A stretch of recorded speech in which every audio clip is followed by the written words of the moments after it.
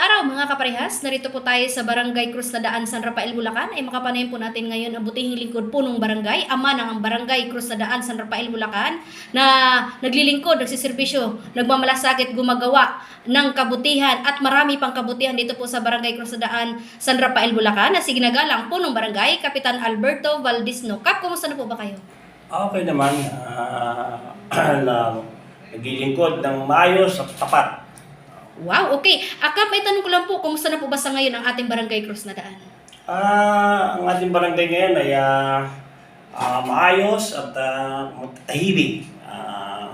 Walang mga tao na masamang gumagala araw-araw at amin namang sinusubaybayan at ang aming kaayusan at upang maging tahimik ang ating barangay. Okay. Kami tanong lang po, kumusta na po ba sa katahimikan ang ating barangay? Actually, dito sa katahimikan, aming matanod ay yung duty, alas 8 ng umaga hanggang alas 10 ng gabi upang mabantayan ang ating lansangan at ating maiwasan ang mga naggala-galang masasamang tao. Okay. So, Kap, dito naman po tayo sa ating kalinisan. Tuloy kami ay merong truck ng basura na kumukuha ng ating basura sa mga bawat bahay, Lunes at Martes. Bali po yan ay 8 beses sa isang buwan. At kami po ay naglilinis ng ating lansangan sa Barangay Cruz na Daan tuwing Sabado ng umaga. At kami po ay mayroong tigawalis.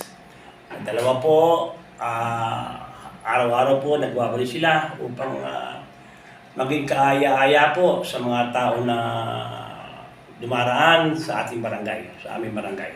Okay. Kami tanong ka po, sabihin na lang natin for the 100 days, usay sa ilang buwan natin pagsiservisyo sa pagbalik natin muli bilang ama ng ating barangay. So ano na po pa ang ating na-actionan na accomplishment dito sa ating barangay, Kap? Tuloy, kami po ay marami ng mga naipagawa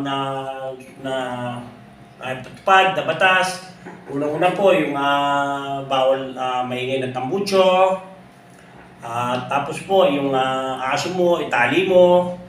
At yung pong mga nagparada rito mga sasakyan na nagmuaparada, magdamag, kinabukasan, yan po yung pinaalis namin upang hindi po magkaroon ng distraction ng ating lansangan.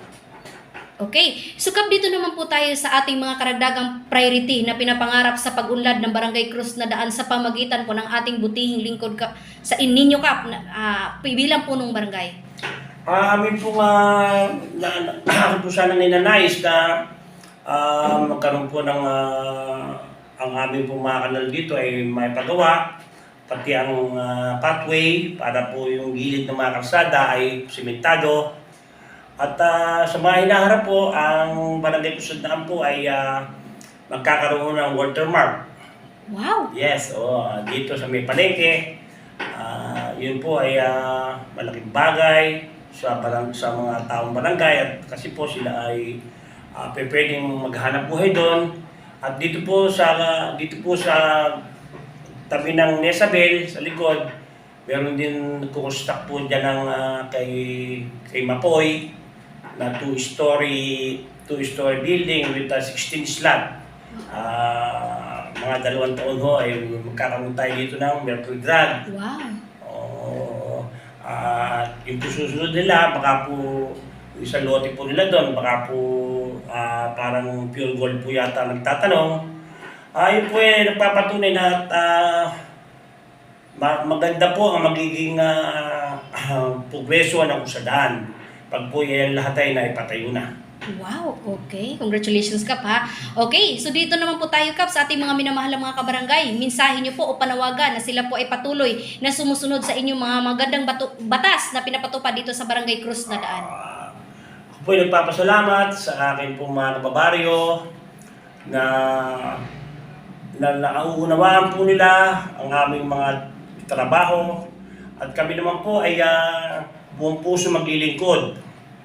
Araw-araw, kung kayo man po ay may mga pangangailangan, pumunta lang po kayo dito sa amin sa Barangay Hall upang kung kayo po ay may mga problema o ano man po ang pangangailangan nyo ay amin pong matunan. Wow, okay. Yan po ang pinakamagandang mensahe ng ating butihing lingkod punong barangay dito po sa Barangay Cruz Daan, San Rafael, Bulacan. Na ayon po kay Kap ay pagkakaisa at may loyalty at transparency sa pagsiservisyo. Magandang araw po mga parehas. Sa kapanayan po natin ang butihing lingkod at mabait na kapitan dito po sa Barangay Cruz Daan, si Kapitan Alberto Valdisto, ang ating butihing punong barangay. Magandang araw po mga parehas. Lay Castro po ng Parehas News. Ingat-ingat po kay Kap, in your family, God bless us all. Mabuhay po kay Kap hanggat gusto ninyo. Salamat ng marami. Salamat.